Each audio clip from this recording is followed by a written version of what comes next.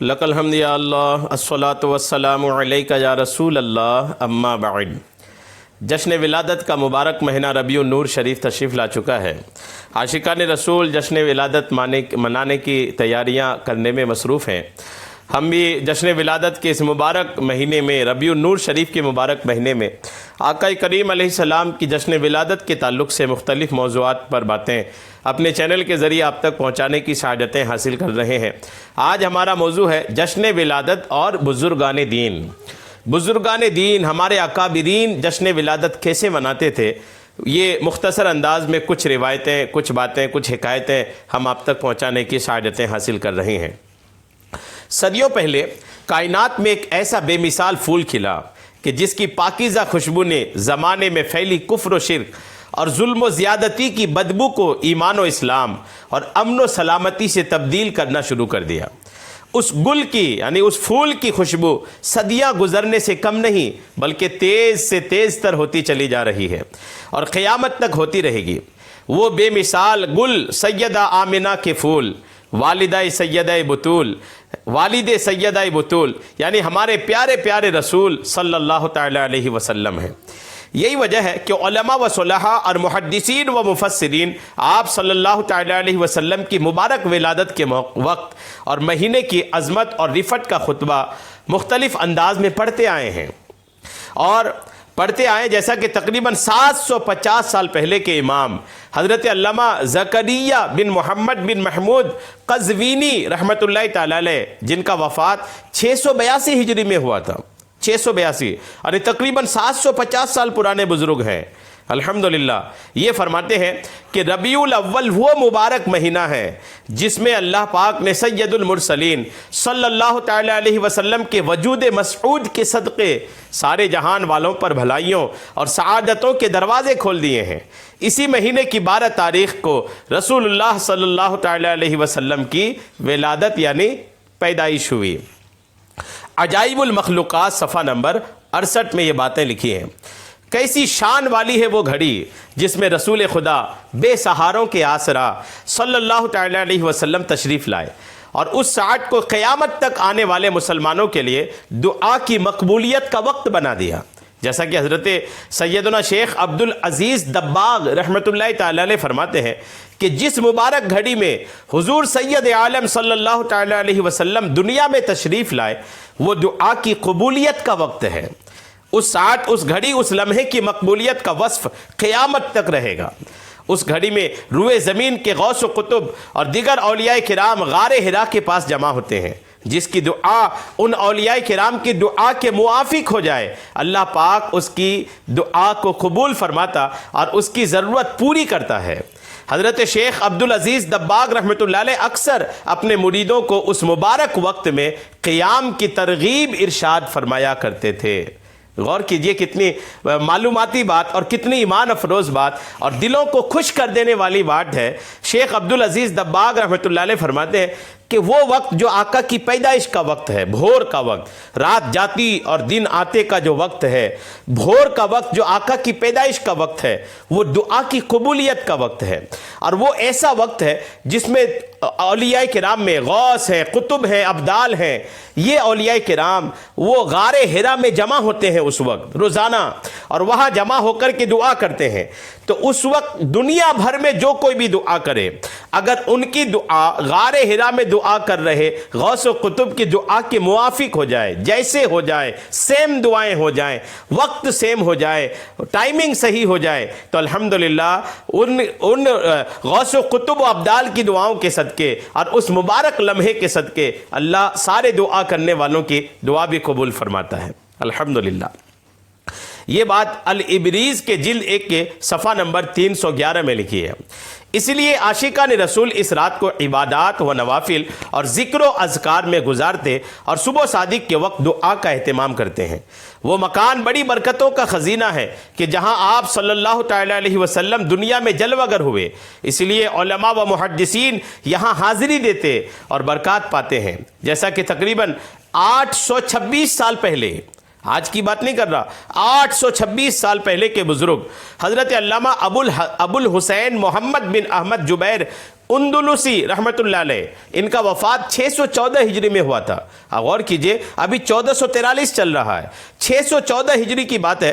فرماتے ہیں کہ اس مکان مقدس کا ذکر کرتے ہوئے لکھتے ہیں، وہ مقدس جگہ جہاں ایک ایسی سعادت والی بابرکت گھڑی میں نبی پاک صلی اللہ تعالی علیہ وسلم کی ولادت ہوئی، جنہیں اللہ کریم نے تمام جہانوں کے لیے رحمت بنا دیا، اس بابرکت جگہ پر چاندی چڑھائی گئی۔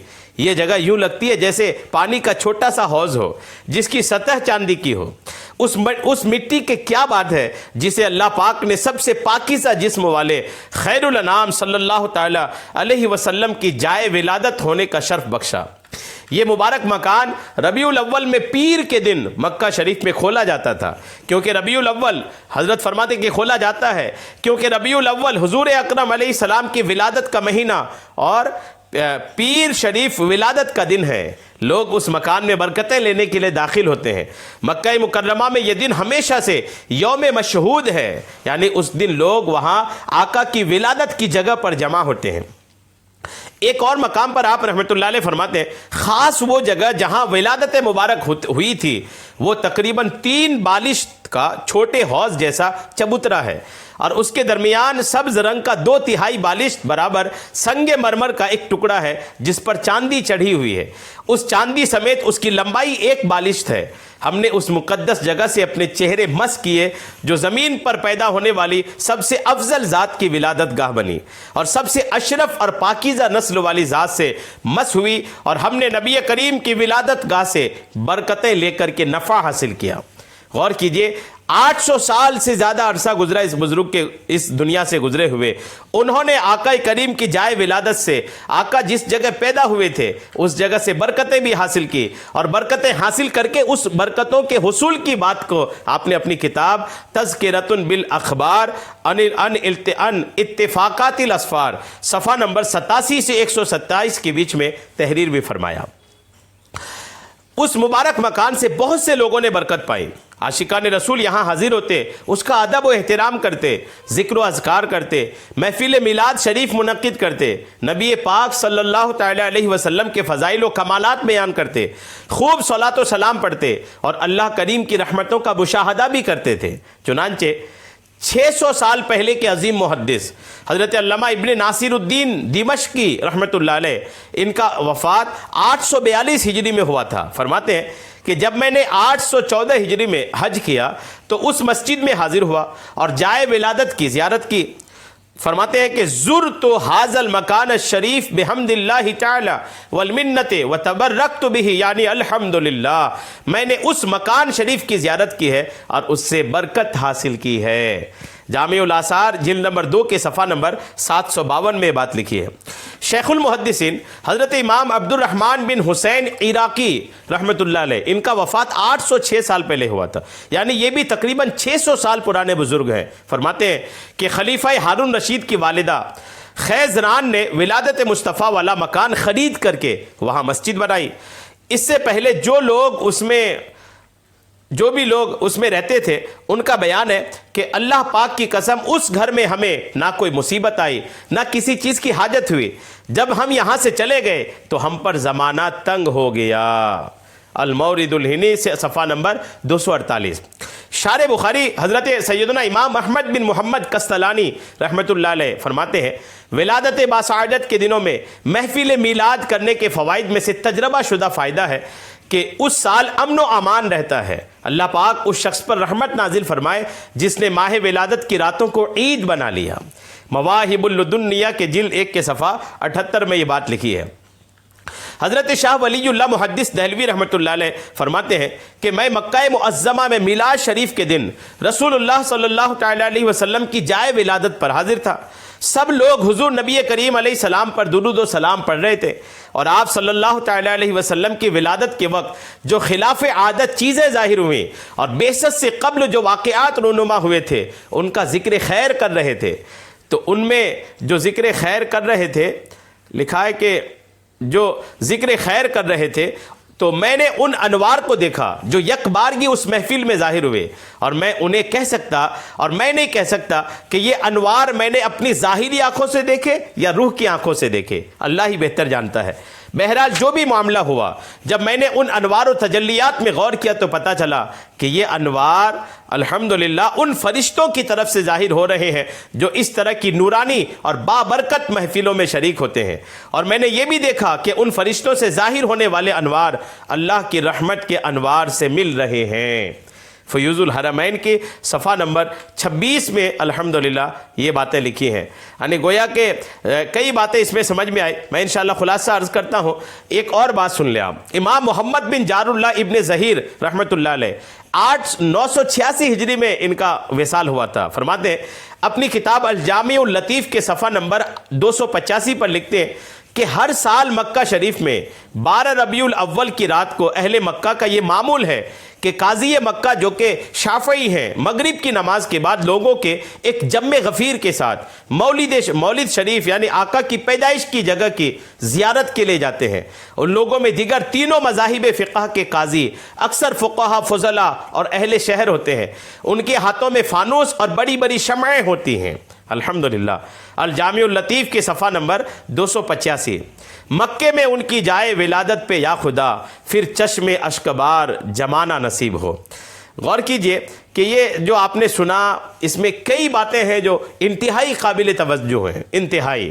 آپ نے سنا کہ قدیم زمانے سے، پرانے زمانے سے ہمارے اکابرین، بزرگان دین، بڑے بڑی شخصیاتیں، بڑے بڑے علماء، اللہ کے محبوب بندے اس جگہ کی زیارت کرتے تھے جس جگہ ہمارے آقا کریم کی ولادت ہوئی۔ آقا جہاں پیدا ہوئے اس جگہ کو خاص بنایا، اس جگہ کی زیارت کرتے تھے۔ اور پھر ایک زمانہ وہ بھی آیا کہ اس جگہ پہ لوگ حاضر ہو کر کے آقا کی پیدائش کی تاریخ میں آقا کا تذکرہ کرتے تھے، آقا کی پیدائش کے، بعثت کے، ماں کے پیٹ میں رہنے کے، قبل بعثت کے واقعات، وہ ساری چیزیں وہاں بیٹھ کر کے وہ بیان کرتے تھے۔ یہ سلسلہ پرانا چلا آ رہا ہے، کوئی آج کا نہیں ہے۔ میلاد مصطفیٰ منانا الحمدللہ برسہا برس سے مسلمانوں کے بیچ رائج ہے، اہل سنت والجماعت کے درمیان، عاشقان رسول کے درمیان یہ رائج ہے، چلن میں ہے۔ اللہ تبارک و تعالی جشن ولادت کے مبارک موقع پر خوب رحمتیں نازل فرمائے، دنیا میں امن و امان سلامتی عطا فرمائے، تمام پریشانیوں سے اللہ تبارک و تعالی سب کی حفاظت فرمائے، آمین بجاہ النبی الامین صلی اللہ تعالی علیہ وسلم۔